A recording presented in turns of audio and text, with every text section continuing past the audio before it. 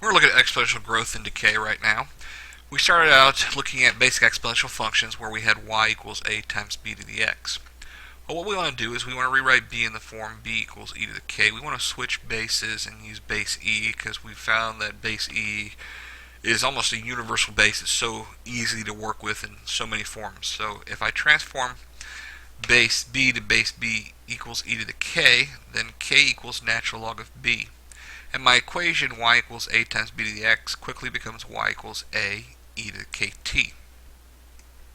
What does that do to the actual function graphically? We've studied the graphs, and here's an example: y equals a times b to the b to the x, where a is 2 and b is 1.5. We know since b is greater than 1, the graph increases left to right, and we know the starting point, or the vertical asymptote, is 2. Well, if I transform this to y equals 2 e to the 0.405 x, well, 2 is still my vertical asymptote. The 0.405, well, where did I get that? Well, we said that k was the natural log of b, so the natural log of 1.5 is 0.405. Now, from this equation, how can I tell if it's increasing left to right? This is actually easier than the other example. In this case, simply if k is positive, so 0.405 is positive, so this increases left to right. This is an example of exponential growth. Now let's look at another example. Here y equals 2 times 0.5 to the x. Again, my vertical asymptote is 2, and my growth factor is 0.5. In other words, this is shrinking. We know if b is between 0 and 1, this is decreasing left to right. Well, if I rewrite this, I get y equals 2 e to the negative 0.693x. I got the negative 0.693 from the natural log of 0.5. Again, how can I tell from the second equation that it's decreasing? Simply by looking at my k if my k is negative. Now, what relationship do these two things have? Let's look at this first example. This 0.405, this is an exponential growth. This is an exponential growth as well. The 1.5 is a growth factor. And remember, your growth factor is 1 plus your rate. So this is a rate of 0.5 or 50%. This is an annual growth rate. This is what usually happens in things like banking, where things are compounded maybe once a year. Maybe we looked at growth in terms of compounding quarterly and monthly, but the 50% is an annual growth rate. This 0.405 is a continuous growth rate. In other words, it's not just happening once a year. Think of things in terms of like populations, all right? Populations just jump once a year. They're continually growing and expounding, and people being born. So that is why this number here, 0.405, is different than this 0.5. And typically continuous growth rates are less than annual growth rates. Let's look at an example, a word problem. It says in 1970 the U.S. population was 203.3 million. By 2007 it had grown to 300.9 million. Find an exponential growth function that models the data for 1970 through 2007. Then by which year will the U.S. population reach 315 million?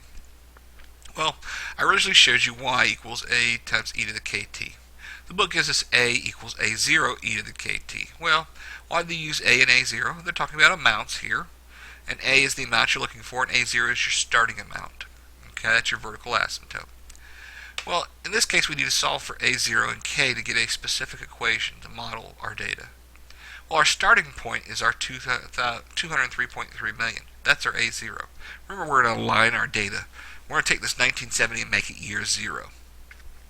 So our equation becomes a equals 203.3 e to the kt. We still need to solve for k. We're going to take our second point, the 2007 and the 309 million. Well, our 300.9 million is our A. And instead of 2007, we're going to put 37, because remember, we aligned our data. We started at 1970, so 37 is our T. We're going to try to get the E by itself, so we're going to divide both sides by 203.3. Then once we do that, we try to get rid of the E, so we hit both sides with a natural log. We get natural log of 300.9 over 203.3 equals 37k. And we get the k by itself by dividing both sides by 37. And that gives us k is approximately 0.11. So if we plug into our original equation, a equals a0 e to the kt, we get a equals 203.3 e to the 0.011t. This is our equation which models our population growth. Again, my k here is positive, so we expect it to be growing, and we know it's growing from the data we were given. Now part B asks us by which year will the U.S. population reach 315 million.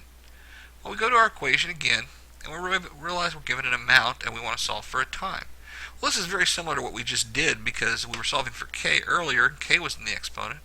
Well, we got k, now we're solving for t, but t is in the exponent. So we're going to take the same steps. We're going to divide both sides by 203.3 to get the e by itself. Then we're going to take the natural log of both sides. And finally, we're going to divide both sides by 0.011 to get the t by itself. And we get that t is approximately 40. So that means in 40 years from 1970, we expect the population to hit 350 million, or in the year 2010. Hope this helps. Remember to pay attention to the little things that we talked about, whether k is positive or negative, and good luck this week.